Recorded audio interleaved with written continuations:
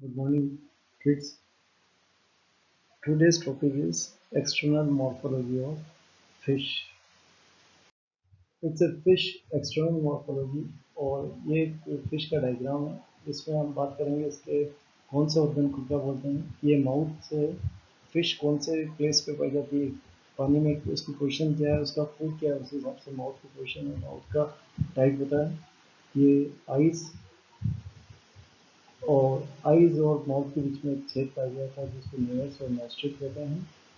ऊपर dorsal side पर जो एक फिन पाया जाता है उसको डोर्सल फिन कहते हैं। अगर इसमें स्पाइन दिखते हैं, इस तरह कांटे दिखाई देते हैं तो that is known as the spinal dorsal fin. और डोर्सल फिन में अगर सिंपल रेज है, सॉफ्ट, किसी तरह का कांटा नहीं है तो सॉफ्ट डोर्सल फिन कहते हैं। ओपर्कुलम जहाँ खत्म होता है वहाँ पर वापस अगर इस तरह से फिन पाया जाता है उस फिन को पेक्टोरल फिन कहते हैं। पेक्टोरल फिन से थोड़ा सा पीछे की तरफ एक और फिन का पेयर पाया जाता है, दोनों तरफ होता है लेटरल साइड बॉडी का, that is known as the pelvic fin. Body के ऊपर ये वाली जो डिमार्केशन है that is known as the scale. Scale अलग अलग फिश में अलग अलग लोकेशन और अलग अलग पानी में और अलग अलग बोनी और कार्टिलेज फिश में टाइप ऑफ स्केल्स अलग पाए जाते हैं। इसके बारे में बाद में करेंगे। यहाँ पर एक छिद्र पाया जाता है जो एक्सटर्नल होती है रिप्रोडक्टिव और एनएस की, that is known as the vent. Ventral side पर एक फिन पाया जाता है जिसको एनल फिन कहते हैं। बॉडी के ऊपर ये इस तरह से अलग से बीच में लाइन पाई जाती है, इस लाइन को लेटरल लाइन कहते हैं।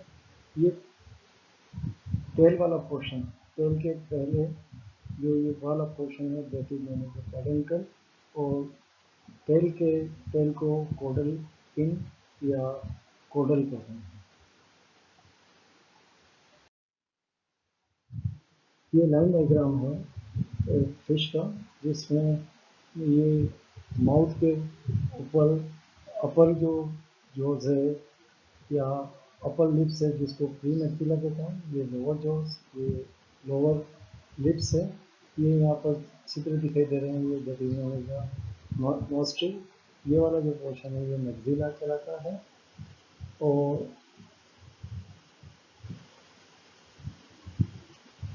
आइस के नीचे वाला जो पोर्शन है वो सब ऑर्बिटल प्लेट कहलाती है।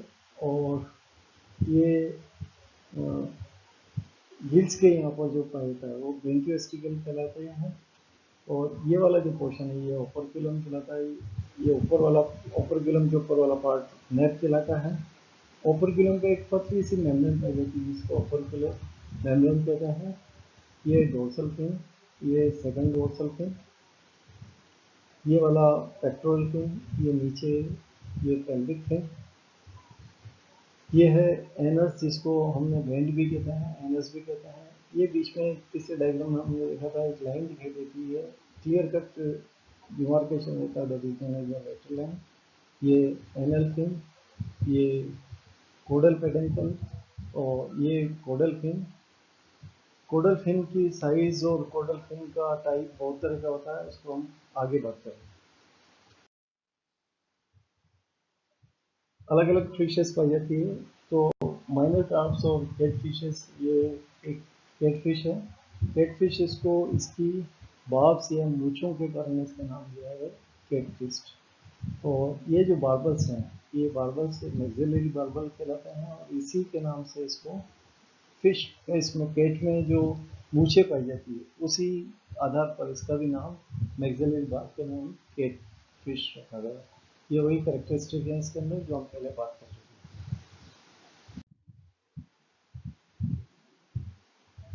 अगर शार्क है तो इसमें भी वापस वही कैरेक्टरिस्टिक है। माउथ की पोजीशन इसके अंदर सब वेंट्रल है और अलग अलग फिश के अंदर अलग अलग पोजीशन की माउथ मिलते हैं। और अलग इसको ये पेट्रोल फिन से पहले वाला पार्ट हेड, पेट्रोल फिन से और टेल के बीच वाला पार्ट ये यहाँ तक जो फिन है ये वाला pelvic fin, that is known as the trunk, और ये लास्ट वाला पोर्शन है that is known as the tail। Lateral line system sense organ है जो डिटेक्ट करता है मूवमेंट का, सारी ब्रेन से जुड़ी हुई नर्व्स इसके अंदर आकर खुलती है और ये पूरी बॉडी के ऊपर पाया जाता है और इससे मिड लाइन डेवलप होती है। एक ये अपर हाफ ऑफ बॉडी, ये lower half of the body और बीच में कई छिद्र पाए जाते हैं। इन सब का कनेक्शन ब्रेन से रहता है। ये सारी नर्व्स ब्रेन से आगे जुड़ती हैं and that is known as the lateral line system. बड़ा पिक्यूलर, बड़ा स्पेसिफिक सिस्टम है और हल्का सा भी पानी के अंदर किसी भी तरह का मूवमेंट हो तो ये वाला मैसेज ब्रेन को जाता है और मछली को तुरंत पता पड़ जाता है कि आसपास कोई मूवमेंट या हलचल। ये देखिए clear cut lateral line system fish के अंदर दिखाई दे रहा है और ये सारी जो लेटरल लाइन नर्व्स है ये ब्रेन से जुड़ी रहती है। फिश स्केल, अलग अलग तरह के स्केल्स पाए जाते हैं। Ctenoid scales, cycloid scales, गेनोइड scales और फ्लेकोइड स्केल्स। ये चार तरह के स्केल्स हैं। कुछ एग्जांपल है, टिनोइड स्केल बास के अंदर, साइक्लोइड स्केल सॉलमन में, गेनोइड स्केल गार के अंदर और फ्लेकोइड स्केल शार्क के अंदर पाए जाते हैं। ये जब एक साथ दिखेंगे तो ये इस तरह से दिखाई देगा और साइक्लोइड स्केल इस तरह से दिखाई देंगे। गेनोइड स्केल्स नाम से इसको बनाया गया है, डायमंड शेप के होते हैं और ये इस तरह से दिखाई देते हैं और फ्लेकोइड स्केल से जुड़े हों तो ये इस तरह से दिखाई देते हैं। टिनोइड स्केल, टिनोइड स्केल के अंदर ऊपर इस तरह से तरह तरह सिरेटेड मार्जिन पाई जाती है, बीच ये लेटरल लाइन पाई जाती है और लेटरल फील्ड प्राइमरी और सेकेंडरी रेडियाई मिलती है इसके अंदर और ये सर्कुलर मिलती है और ये सब नीचे अंदर बॉडी के अंदर जुड़े रहते हैं। साइक्लोइड स्केल नाम से आया है, ये साइक्लोइड रिंग से होती है और इस रिंग से मालूम किया जा सकता है कि उस फिश की एज कितनी है। ये annuli first, second and third plant में जैसे ग्रोथ होती है, प्राइमरी और सेकेंडरी ग्रोथ, और इसमें भी इसी तरह से होता है। तो ये फर्स्ट एनुलाई ये पूरी रिंग, सेकेंड एनुलाई ये पूरी रिंग, ये दूर दूर की, ये पास पास है, थर्ड एनुलाई ये वापस इसमें। तो इससे मालूम किया जा सकता है कि उस फिश की एज कितनी थी। स्केल से काउंट करके माइक्रोस्कोप के अंदर फिश की एज मालूम की जा सकती है। लिक्विड स्केल ऊपर ट्राइडेंट सिरेटेड मार्जिन रहता है और ये लोअर पोर्शन जो है वो अंदर स्किन के अंदर इंसर्टेड रहता है और वहाँ पर ब्लड सप्लाई रहती है और ये एपिडर्मिस और डर्मिस और ये ऊपर स्केल, लिक्विड स्केल और ये वेंट्रिकल्स पाई जाती है। बीच में एक कैविटी पाई जाती है, दैट इज पल्प कैविटी। इस तरह ये इसका अरेंजमेंट रहता है और ये इसका पूरा development.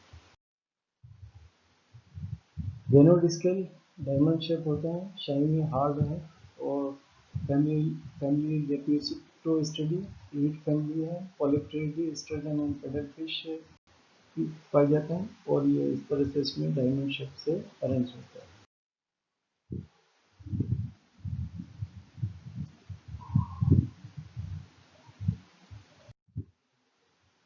Fin tell, tell fish के अंदर अलग अलग तरह की पाई जाती है और इसका आकार से इसको अलग अलग नाम दिए गए हैं। टेल फिन जो है फिश के अंदर reflect the change the face through the ages in the shark fossil fishes, the upper part of the tail may contain the backbone extend to the point।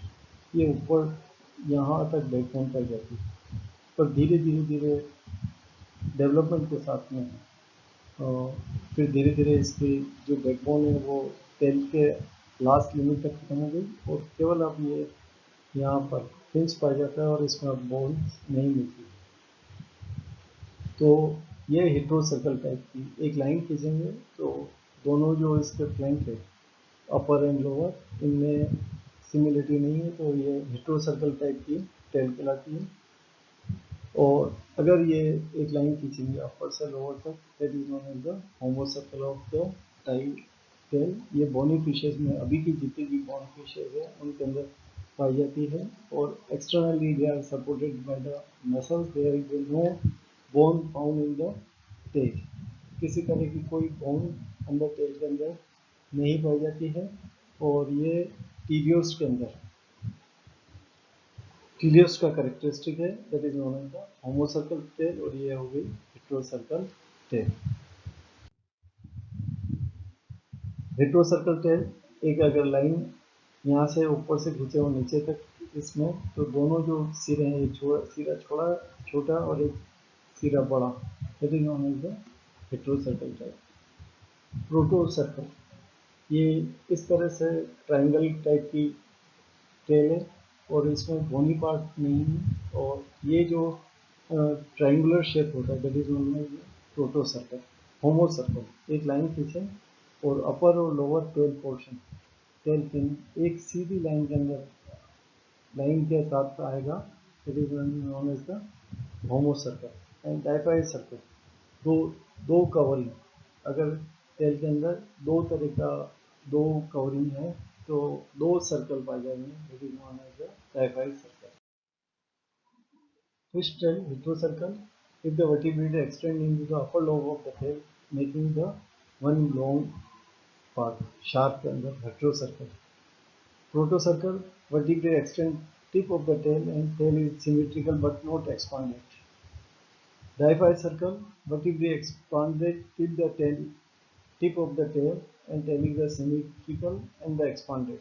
Example: a lungfish, lamprey, coelacanth, and the most of the pelagic fish.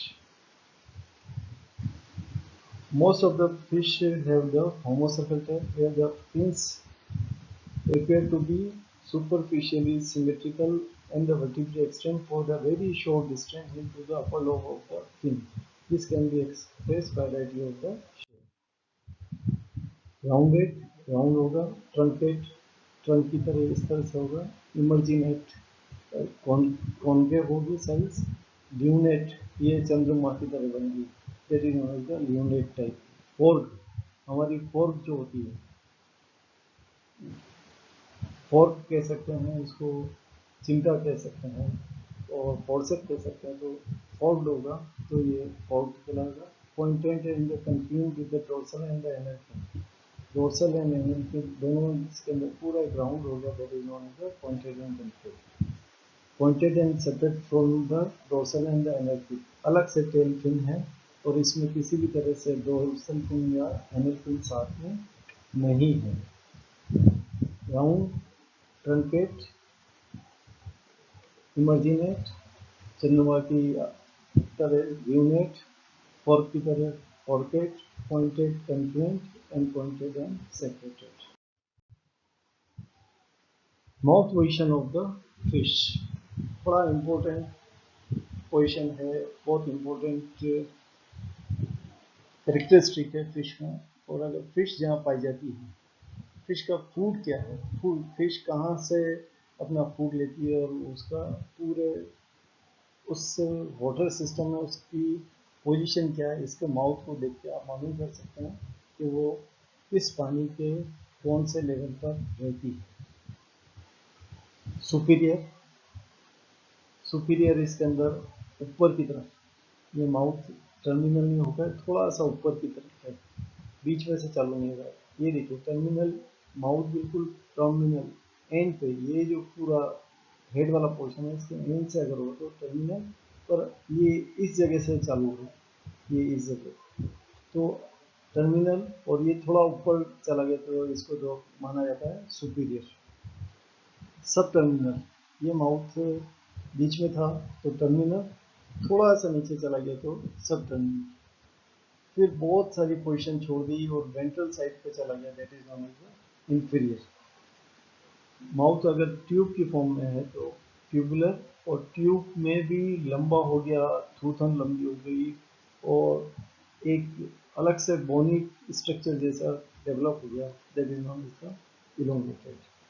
Superior, terminal, sub terminal, inferior, tubular, elongated, और एक और mouth हो सकता है बिल्कुल इस जगह पे, that is known as the ventral mouth. अगर बॉटम पे है, बॉटम फीडर है, तो उन फिशेज में माउथ और भी नीचे हो जाता है, शार्क में है, स्कोलिडोन में है, that is known as the ventral.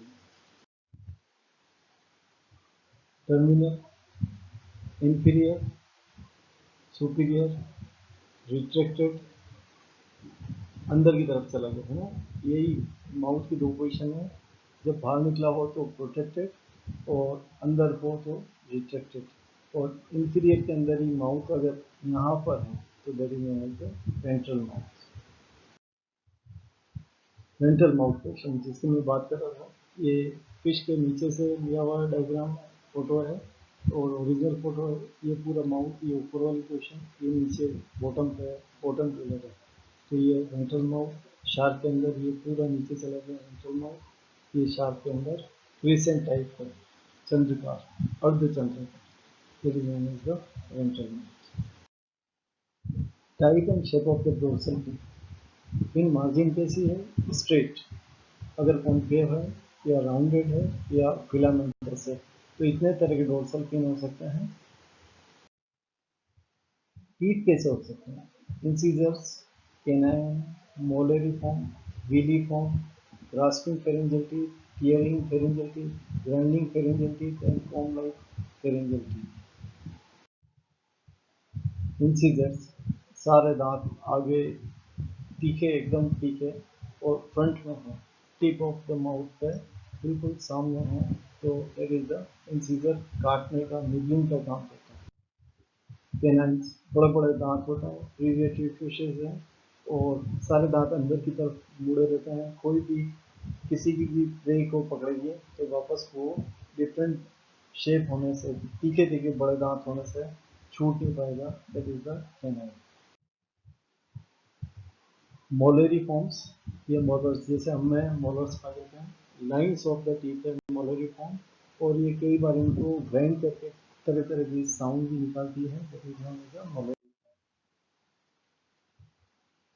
ये कैनाइन्स, इतने बड़े दांत और प्रीवियटरी and sharp teeth, layers of the teeth, and they are the homodont and polypydont, एक ही इक्वल साइज के हैं एंड जब भी टूटेंगे और टूटने के बाद में वापस नए आएंगे पोलीपाइडोंट एंड एक ही समान के दैट इज द होमोडोंट।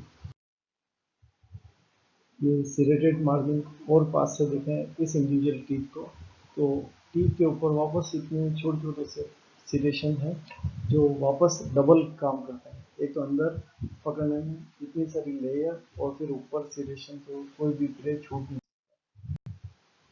ये एक्सीडेंट जिसमें टांग पूरी खा गई, शार्क, इतना बड़ा मुंह, बच्चे के मुंह से भी बड़ा।